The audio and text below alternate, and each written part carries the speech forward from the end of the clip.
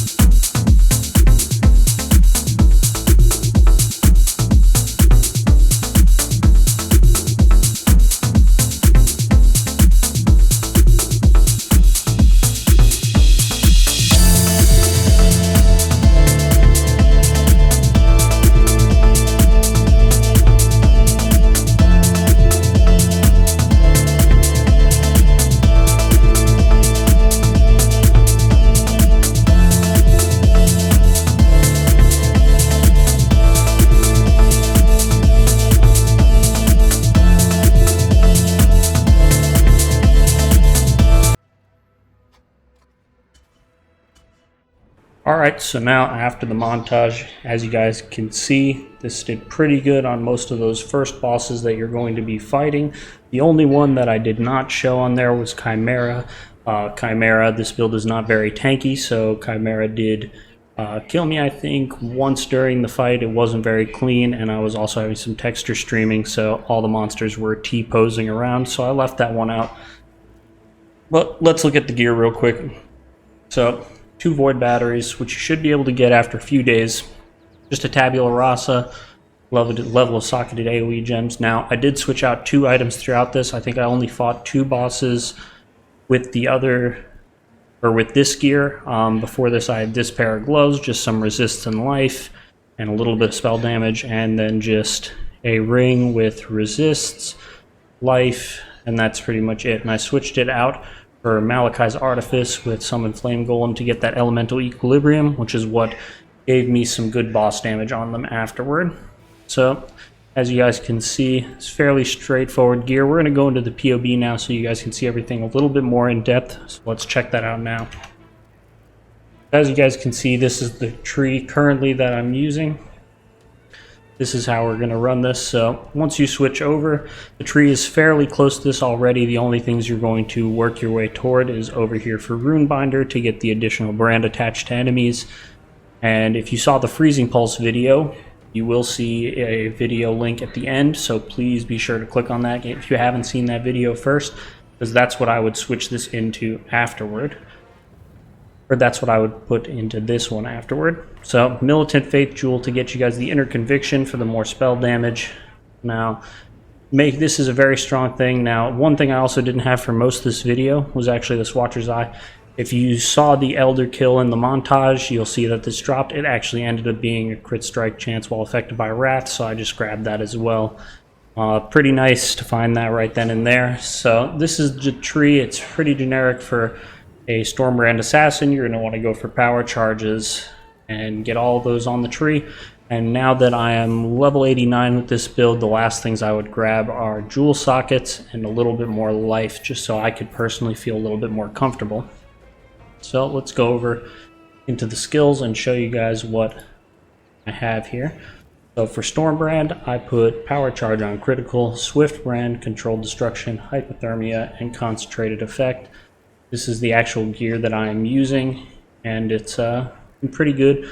Then Withering Step, since on the tree we don't grab the Elusive on crit, eventually you would want Elusive on crit on your boots, and Tailwind if you could. Then Wrath and Summon Skitterbots with Enlighten.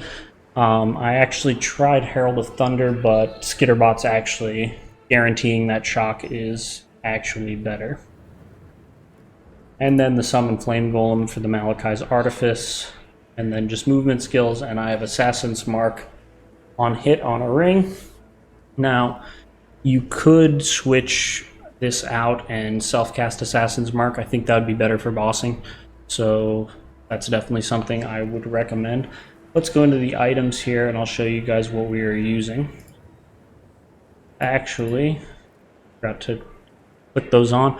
Our boss damage is actually 2.5 million combined DPS. Realistically, like 2.2. The culling is great from the assassin, so that's pretty great. So we got the 2 void batteries, and then I had this helm. I just had this in my stash, so I just grabbed this. Realistically, you don't need anything.